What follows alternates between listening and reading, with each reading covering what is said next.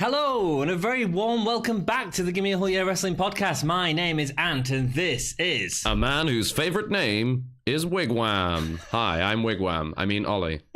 Today we are reviewing episode 43. Yep, of 43. NXT UK, shown the 15th of May. UK! Once again in Glasgow. That means it's going to be a great episode, doesn't it, Ollie? Yes, because it means the crowd is going to be on fire for every single match, right?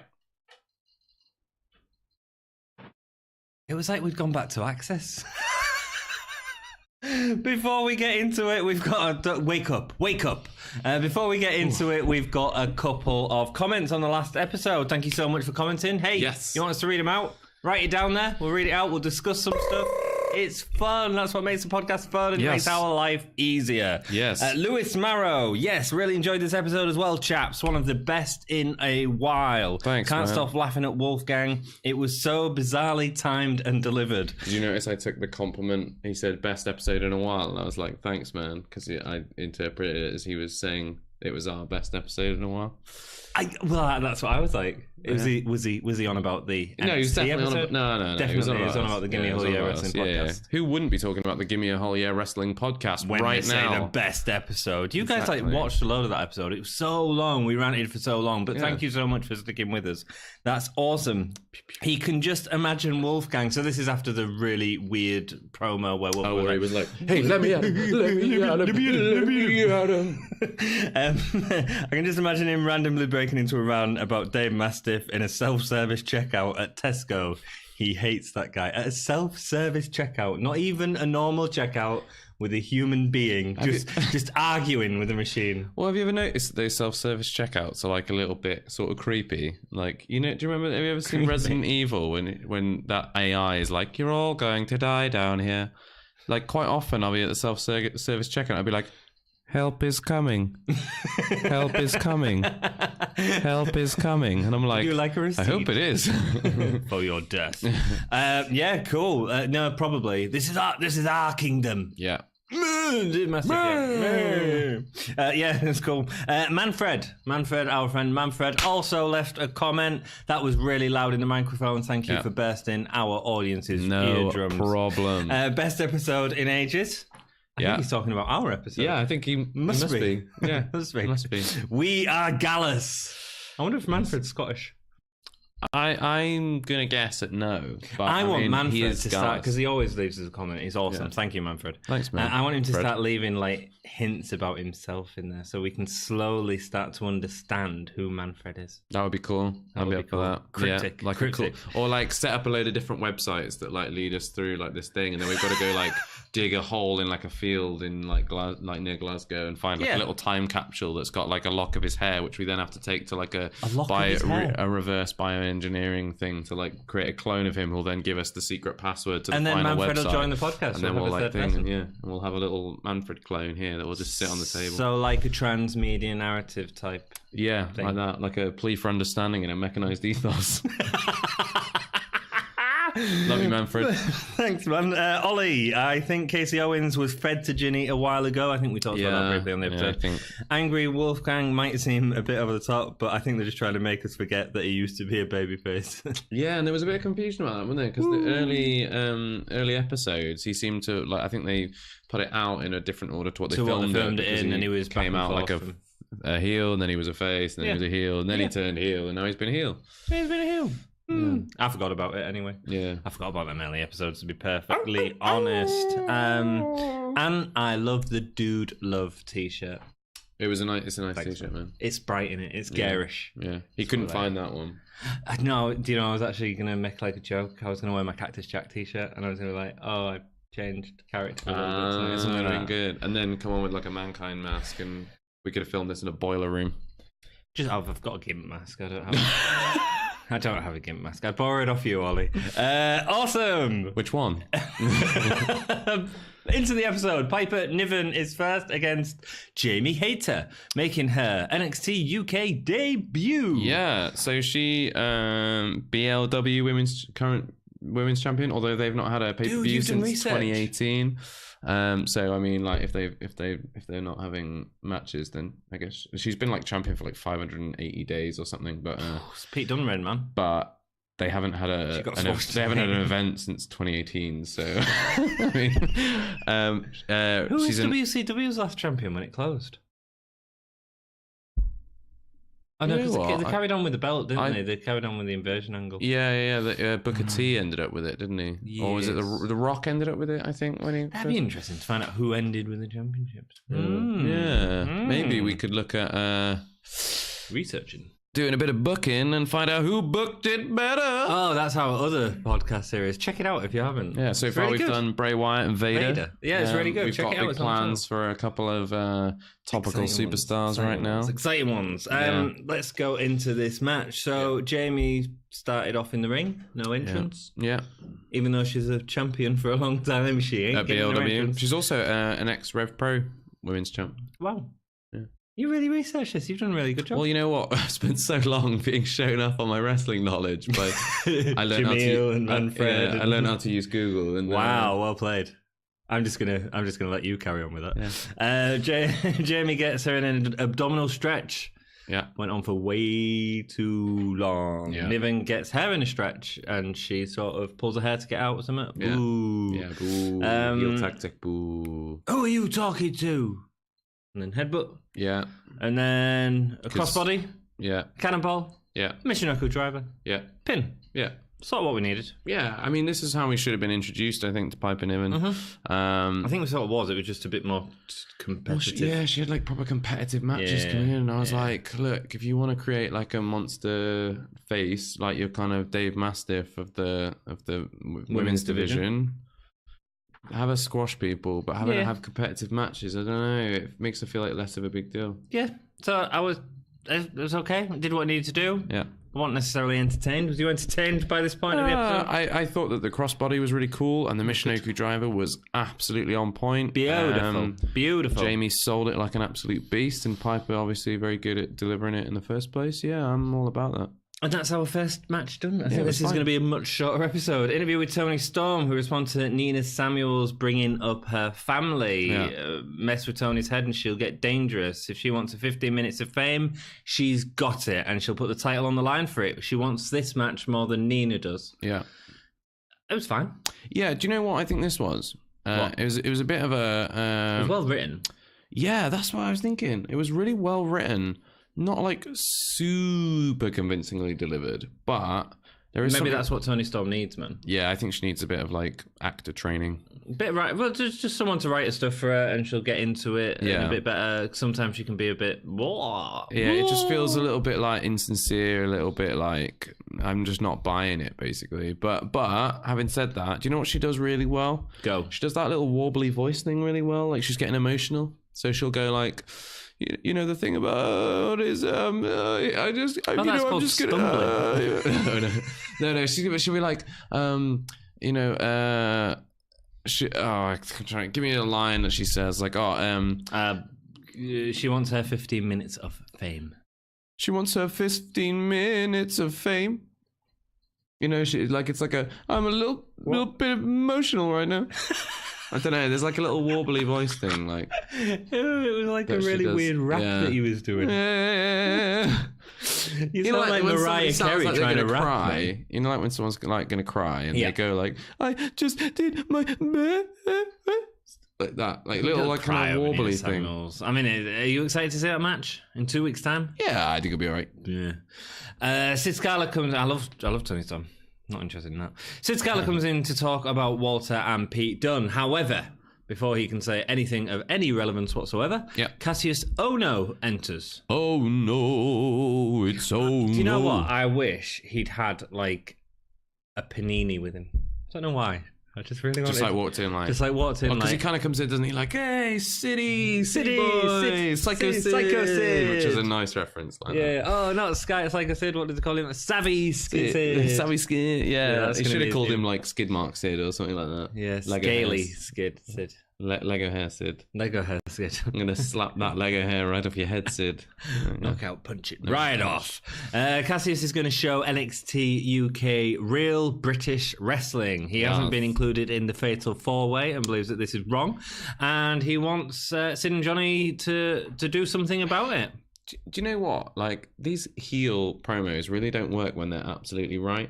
Yeah, no, Like he beat Ligero. I know, like he Makes pulled no the sense, mask you're right. and like Yeah. cheated to win. But you know, as far as should have been him in on the the fatal win-loss record, Yep. he beat Ligero Yep. straight up. So why was Ligero in the qualifying match? that's Because coming you up wouldn't today? have had Jordan Devlin versus Cassius Ohno, because it would have been Yeah, heel I versus know. heel. I know, but it just brings a little bit of like, hey, come on now, guys. You've just been talking about how we're going to have like a fatal four-way because we're actually going to look at like, you know, having proper competition now. Yeah, things that matter. Cassius Ohno should be in the match. Do you think AEW is going to get this right?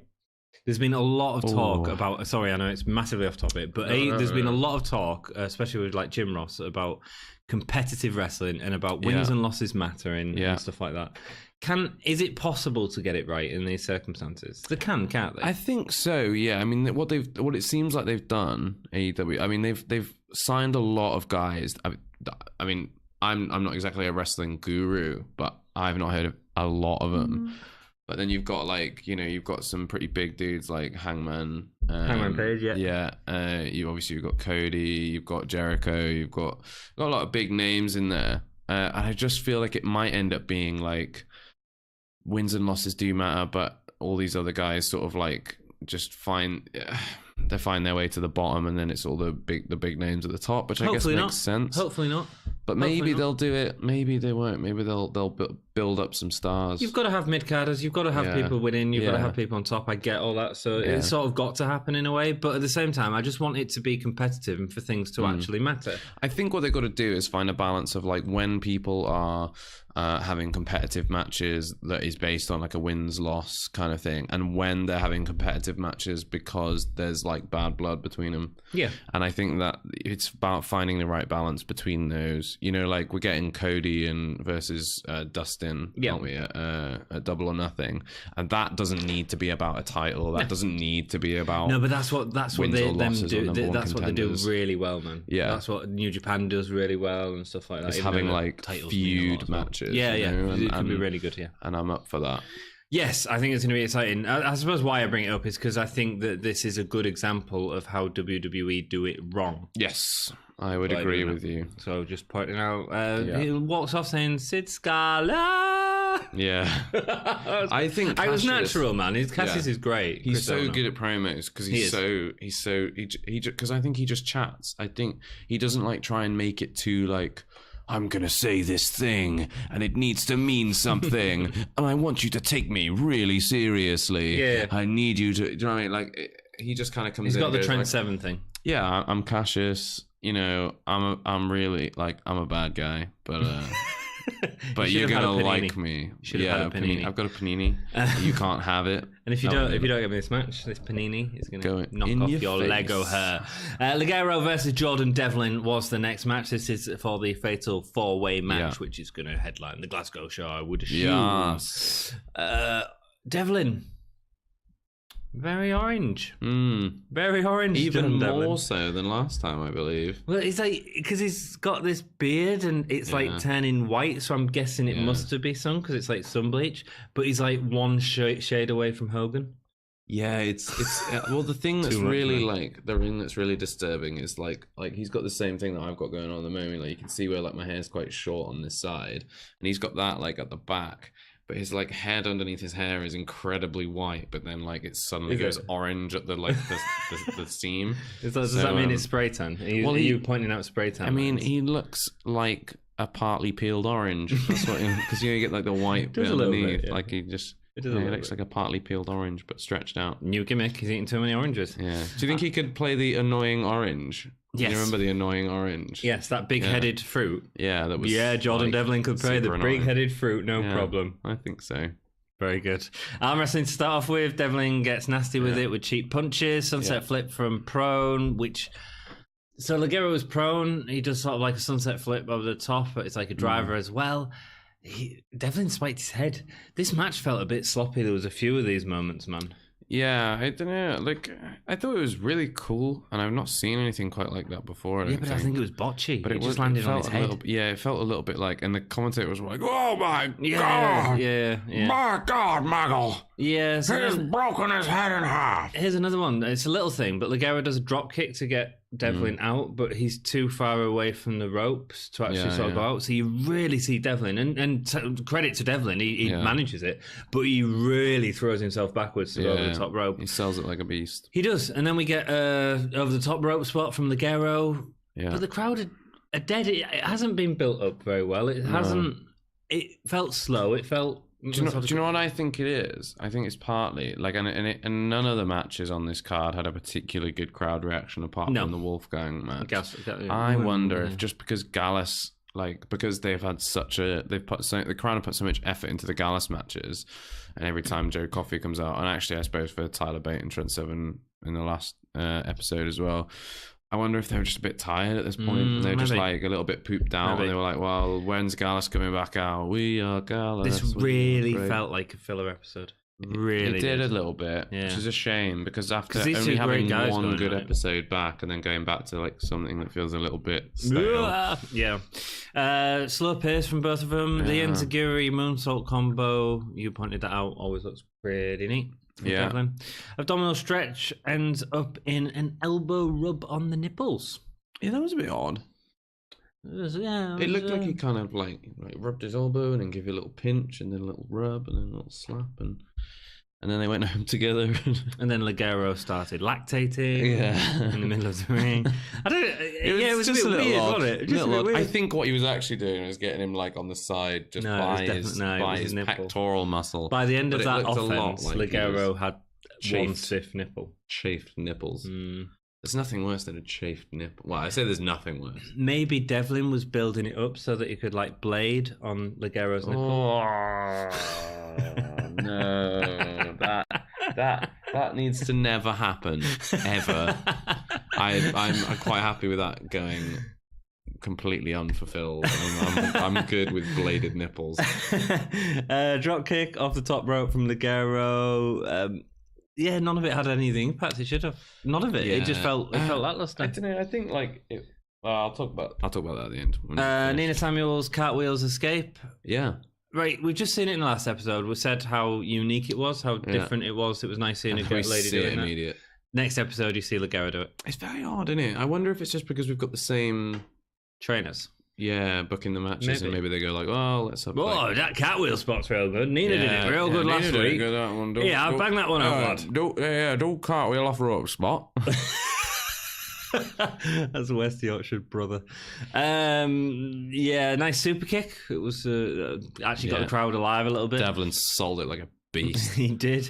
Ends in Ligero going for a top rope slash, but Devlin gets his knees up. Look brutal, look good, well played. Devlin goes for the dive this time. Ligero gets his feet up, whacks Devlin in the face. He does a massive, I don't know if he was overselling, if he was knocked out a little bit. He like rock sold it, didn't he? He did, like stiff. You ever seen that thing? You ever seen that Triple H match where the same thing happens? Oh, and he stands there for about 6 minutes. Yeah, he stands there like wiggling, and then like I think somebody's like doing Shawn Michaels in the back, and then he like blowing him over. Yeah, and then he comes to his bearings and then walks forward and does the Ric Flair. Yeah, Ric Flair. Classic, good old classic. But no, this was great. So he did. So he sold it like that, and then fell backwards out of the ring. It got a crowd reaction as he fell out of the ring because it looked like he'd really been knocked out. Yeah. The ref went to check on him and he was like, "Dude, I'm wrestling. Yeah, I'm doing wrestling. I'm doing my thing." Ref go away. Ran out real quick and was like, "Hey, you all right?" Yeah. How's Ligero's nipple doing? And can I blade yet? Devlin, Ligero gets a powerbomb as he's bringing Devlin back into the ring. Interesting to see two smaller guys with a powerbomb. Yeah. Ligero goes for the tornado DDT, but Devlin meets him with an Enziguri, and Devlin gets the inside suplex for the pin. Yeah. Off the ropes, which I thought was pretty cool. It was all right. It was quite snappy. Yeah, it was nice. I like that can kind of be impressed. hit from lots of different angles. I like that it can kind of come out of nowhere. By God, Michael, that was out of nowhere. I didn't enjoy this match. I didn't. It's probably the best match on the card. Yeah. But I just expected so much more. You do, don't you? I think from Devlin and Ligero, I don't know. I think it built into a pretty good match. Like I think it was a little sloppy. It was a bit slow to begin with. But I mean, I enjoyed the spots at the end. I thought, like, with those two guys, they always do something a little bit different, and like there was a couple of things there that I thought were quite fun. All right. Like a few little different spots that I hadn't really like seen. But it much of wasn't the before. match we wanted to But see. it, yeah, it wasn't. It's dropped like Devlin down a absolute little bit. classic. Yeah. And I don't think so in my mind. I think like one maybe badly booked match doesn't take Devlin. I think he was still really good. Cool. I can't wait to see him in the Fatal 4-Way. I think he'll be a great addition to that, and a good addition to that. So good for him. Definitely. Ratsy then interviews Devlin. It's not an interview. It's just a chance for somebody to. Ratsy, go give him the mic and pretend you're talking to him. That's what they said. He takes the mic. He doesn't need a number one contenders match. He is the number one contenders. Yeah. Joker and the King falls short against the Ace. What does it mean? I'm not sure. Cryptic. I mean, it depends on the game, doesn't it? Yeah. Like, there are some games where having a king is better than having an ace. Like, what if aces are low? Most games you don't play with a Joker anyway. Yeah, Jokers normally don't show up. So the Joker's the winner. Well, I guess not, because I mean, Joker's like, outside the pack. Yeah, but if you're playing poker and you draw a Joker, it's not going to help you, is it? No, it's not. It's like you're not going to get the best hand with a Joker. You're going to go, hang on, somebody's not shuffled the deck properly. Yeah. Well, I'll tell you what it felt. It felt like we don't need these gambling card reference stuff from Devlin. I don't need it. I know you preferred it. I preferred it to you don't bet against the ace. I like the idea of like he could have gone like, you know, we've got the jack and the king, but you know, they pale in comparison to the ace. That would have been fine. But the Joker in there, man. Yeah, the Joker it throws everything off kill. Yeah, it doesn't work. But I do like the falls short against the ace line more than I like never bet against the ace line.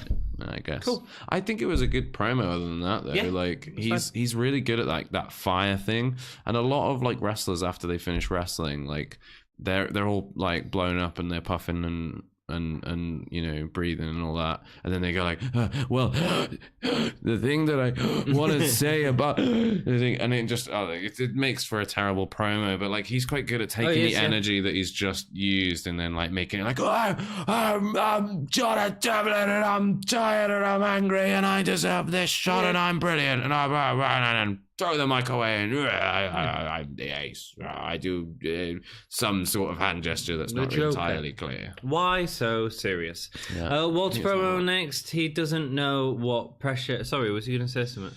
No, I was just trying to work out what hand signal he does. That's a Shayna Baszler spade. Yeah, it is, isn't it? And if you do it the other way, it's a heart.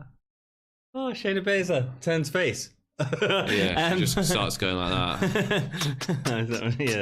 Walter promo next. He doesn't know what pressure is. He went against Dunn as he was the first to go up against Walter, and he knows that Dunn's been training. He did what he needed to, just building up the match with a training segment-y type thing. Dunn's was way better. Yeah, I just think he's really cute. Oh, do you know what I mean? Like a Care Bear? Because he just sort of goes like, oh yeah, he's trying really hard. Oh no, yeah, he's really good. I was really happy to be in the ring with him. Pete Dunne's great. I like him. Yeah. If I didn't have to chop his head off, I'd like him. We'd be best friends. And like, I was half expecting him to go like, "Hey, do you want to come play PlayStation afterwards? Like, we can have the match, but do you want to be friends?" Yeah, but he's not really heel, is he? He's sort of grey. He's very grey. Walter. Yeah. Very grey. He's probably one of the most grey in WWE. Yeah. But potentially that's a good thing. It's a different thing. Well, I think he's got to. I think like.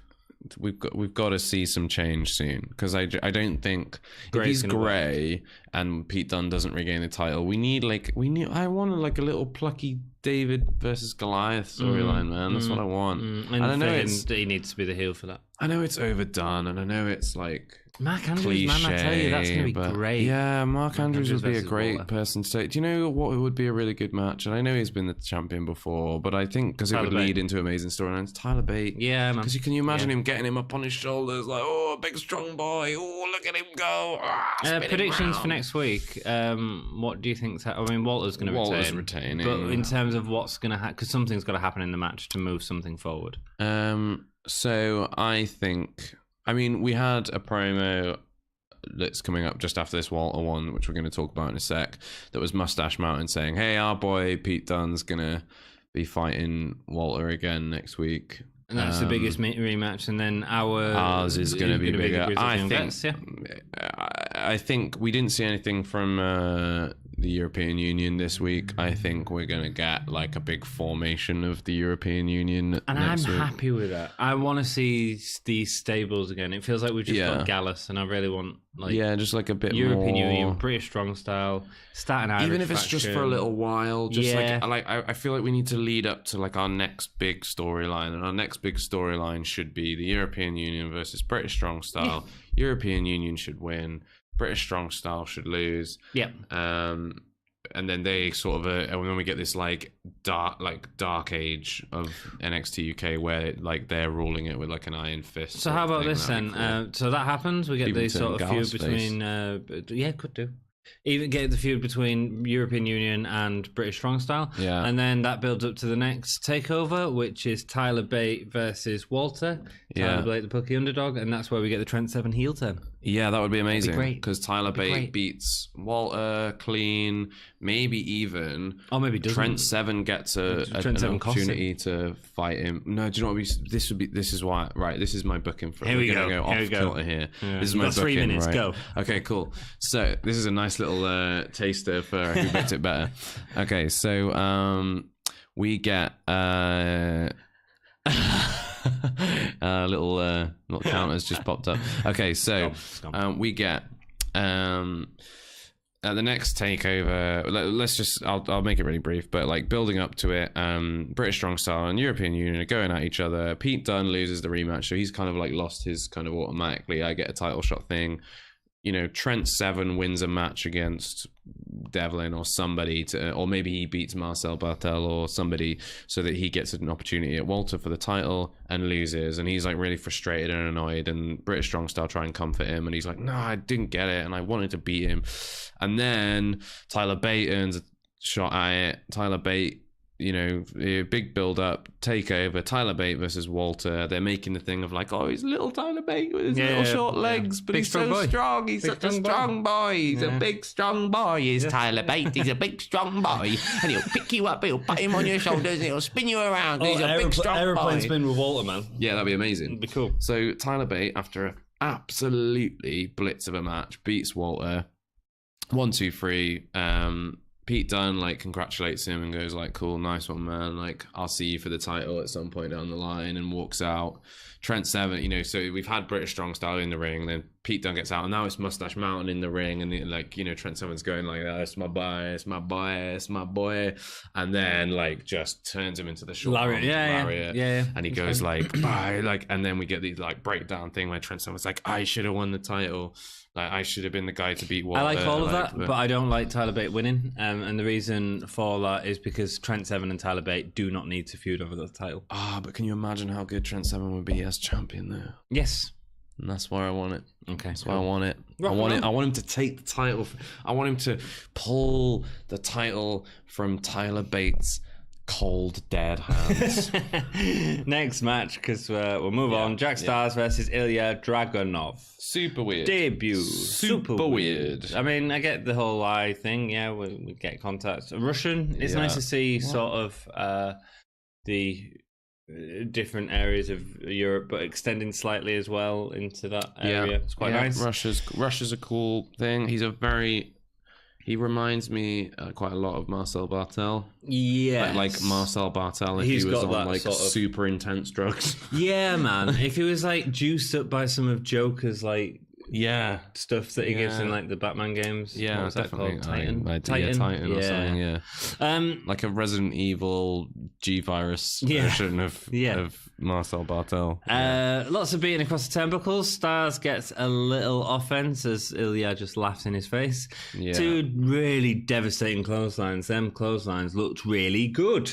Yeah, nice. They were cool. Clothesline lariat type thing, maybe. Yeah. He really follows through with it. Ilya Dragunov escapes a abdominal stretch, and he makes it look strong. He like sort of holds him and just takes him away a while doing this crazy laugh. Like, he's not even hold like no.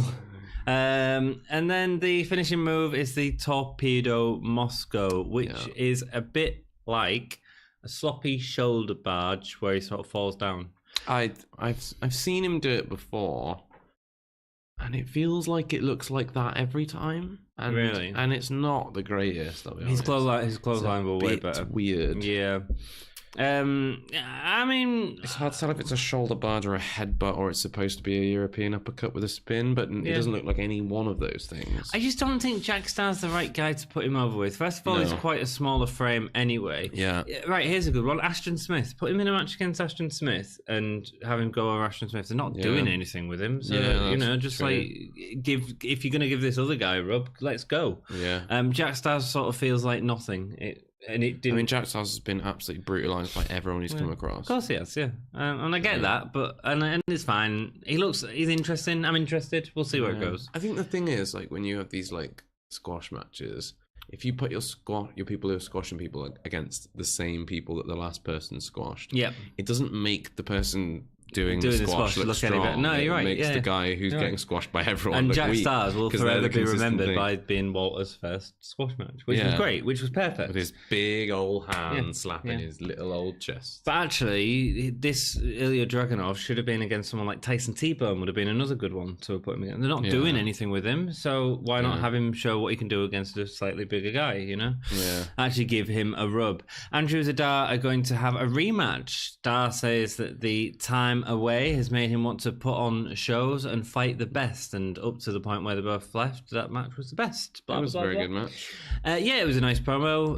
It's just leading to another Noam Dar heel turn. It's a little bit too obvious, I think. Yeah. Am I going to be surprised? No. I don't know. I don't know whether they'll turn him in Scotland. I think they might keep him face. Yeah. While they're in Scotland. I'd quite like to see the match again. I was quite happy with the match the first time. To it this time. I wonder what the finish is going to be, but obviously I'm just glad he's all right. Yes, agreed. And that's the other problem. So we've just had. In terms of this whole episode, we had the Piper Niven squash, we had the Ilya Dragunov squash. Yeah. Too many squashes. We don't need any more squashes, man. We just want a show is fine. Killer Kelly versus Xia Brookside, not really a match. Xia Brookside flies like a plane around the ring. Oh, she's cute. I don't know. If they commit to the cuteness and it becomes really annoying, yes, it's great. I think there's something quite charming about her, and it's why I quite like this idea of her being like this like beaten down little underdog who like eventually goes on to like, you know, Daniel Bryan or whatever. Yeah, okay. Like, she's not doing that flying into the ring like. I don't know. I quite like it. It's quite. You want to feed her, don't you? Yeah, like about here comes the airplane. Like, I quite like the thing she does is where she like puts her hand up and then she like shakes her shoulders like that. I don't know why. It's quite good. Good. It's just different. Yeah. Yeah. No, I agree. It just needs to go a bit further. So I think like there's a quite like you know a lot of people kind of reject traditional baby faces these days. Yes, it's a cool thing to like the heel, isn't it? Yeah. I'm starting to go the other way. I think like I'm starting to just be like I just like the people who like good people. Okay. Like I just like the plucky little underdogs. I've got a real thing about plucky underdogs. I love Toni Storm's matches. That's one of the first baby faces I've liked for a long time. And Becky Lynch, but it's not really. But she's like cool baby face. Do you know what I mean? She's not like I'm trying to think of like an old school equivalent, like a little plucky underdog. I don't know. You do the wrestling rewind. Who's a good like little plucky underdog from the 80s? Oh, dude, from the 80s. Rockin' Robin. There we go, Rockin' Robin. Jade the Snake Roberts' sister. I'd like to feed Toni Storm. Here comes the aeroplane. Okay. Armholes, reversals, decent chain wrestling actually. Using all the body really parts. Good. Both her and Killer Kelly did really good. Killer Kelly's theme tune still rocks. Killer Kelly is so good. She is. Why is she not used better? Then Ginny comes out to interrupt the match, and both of them stop wrestling. Well, they're both faces, aren't they? Yeah, but I don't get when's Killer Kelly being a face? I know she's come out really, but she came. But she wasn't last time. It's just the ultimate swing. Well, she came out and she was like high fiving people and doing all that stuff. So we knew, like, from the context of watching this episode, that she was going to be face this time round. Yeah. And then they were shaking hands and they were going, "Oh, nice move" and stuff. Like when they were doing it, like she did something like she'd flip out and then you go, "Oh, nice one, that was cool." Oh yeah. And then she'd do it again. I might use that. Nice I guess one. Yeah. I could do that too. Nice the one. most friendly wrestling match ever. Like, you are guys, you come and be fighting each other. You know? Killer Kelly should be like eating people. She's so cool. Ginny comes out, cool, interrupts the match. They both stop wrestling, don't stop wrestling. And they're both just like, "What are you doing here?" Huh? Killer Kelly's like holding her hood on still, like. Yeah, that was weird. She comes down to the ring like holding her hood on the whole time. I was like, what's she got? I thought there was going to be some big reveal. Yeah, like she's like got like Ed from Ed, and Eddie, and he has the hat and he never takes it off, and you only ever see him take it off in. Okay. Don't get your reference. All right. Someone will, hopefully. Ginny then introduces Jazzy Gilbert, who was in... I think, isn't it? Isn't it Gabbert? It's Jazzy Gabbert. Or Thanks Gabbert, God, I'm not the ring announcer. Yeah. Gilbert. Jazzy Gilbert. Hey. I like that. So she comes into the ring. I watched her in the Mae Young Classic. I saw Yeah. her matches, and she got knocked out in the first round. Yeah. She was so over because she's massive and she's strong. 6'1". Did you know that? Is she? Yeah, she's 6'1". She's taller than I am. About my height. Yeah. I'm about 6. And she's built like an outhouse. Yes. Like, she's incredible. Yes. Do you know she had a real brief stint in Impact Wrestling? Research. Yeah. Nice. Yeah. No, I didn't. Here's my issue. I think they've got too many big girls in NXT UK at the minute. I think with Rhea Ripley, Niven, and now Jazzy, it feels a bit like, especially for Rhea Ripley, man. Yeah, she is going to get lost in the shuffle so quickly if she doesn't move on. I think she needs to go to NXT. I think she does as well. Right. She'd be so much better there. Yeah, and I want to see her versus Shayna Baszler, and I've been saying this for ages. I want to see that match. I think it'd be incredible. Be a good match. So I think she should be the one to beat Shayna Baszler. Yeah, that'd be cool. I'd be happy with that. Yeah, it'd be good. It'd be good. And she's a legitimate contender because she's had the UK title. Yeah. Kelly leaves Zaya in the ring. Nigel is great on commentary. Get out of there now! Yeah. It was so dramatic. It was great. I love it. I mean, in fairness, you look at Zaya Brookside, she's about 5'0". Yes. And then like Chelsea's just there. Yeah, it works. Yeah. And Zaya, tell you what, she sold that amazingly. She like turned around like real slow, and she like they made eye contact, and she was like, "Oh no, I want to fly! I want to fly, mommy! I don't know what to do." So we get she front slams her, and that's it. Yeah. Ginny, why? I mean, we thought maybe she was going to get, what's her face? Nina Samuels. But I mean, like, you know, it's like, was it Alexa Bliss teaming up with Tamina? You know, when you get like the big, or like Batista. Yeah, but Alexa Bliss was always going to beat Tamina eventually. And so that means, so by that context, you're saying that Ginny is going to eventually beat Jazzy. No, I mean Alexa had like Tamina as her mate or whatever, didn't she? As, yeah, like, but Alexa ends up getting the upper hand because she's a trickster. That's what I'm saying. Alexa ended up on top of that feud. Well, partly because it was Tamina. No, I mean Tamina was her like lackey. Tamina. Yeah. But they didn't feud. They just like... No, they did eventually. Did they? That's what I'm saying. Well, yeah, every friendship breaks up. Yeah, same with Mickey James. It's all the same. Yeah. But then the bad guy always ends up on top of that sort of thing because they outsmart him. What I don't know whether they're bringing her in as a full-time basis or as it could be just a temporary basis. It could be, yeah. And then put her on NXT. Yeah, maybe. I don't know. I'm pretty excited about it. Like I quite like. Cool. She was good in a match. Yeah, I like big, strong women in wrestling because I think it adds a dynamic that we don't get necessarily. Like it's nice to see somebody like Toni Storm overcome like an absolute. Yeah, absolutely, yeah. Oh, Heaven Toni Storm would have a great match. I'm sure. I have no doubt. Johnny Sen has made the match for Nina Samuels versus Toni Storm in 2 weeks. Fine, whatever. Next, Mastiff versus Wolfgang. It's like 2 bin bags full of ham bumping into each other, wasn't it? One of the best. You're on. As a simile, was that? I guess. Like, metaphor, simile, whatever. Some That's great. form of that language. Was great. Did you write that down, or did you just come with that at the top of your head? I came up with it on the top of my head. Wow, well played, dude. Well played. Yeah, it was a bit... Your analogy was very good. Yeah, I mean, they're both great. We've seen Dave Mastiff have amazing matches with Eddie Dennis and people, and I like Wolfgang's in-ring style. I think he can really move for a big man. Like, to see him do those, like, what they call, like, Wolfie... big.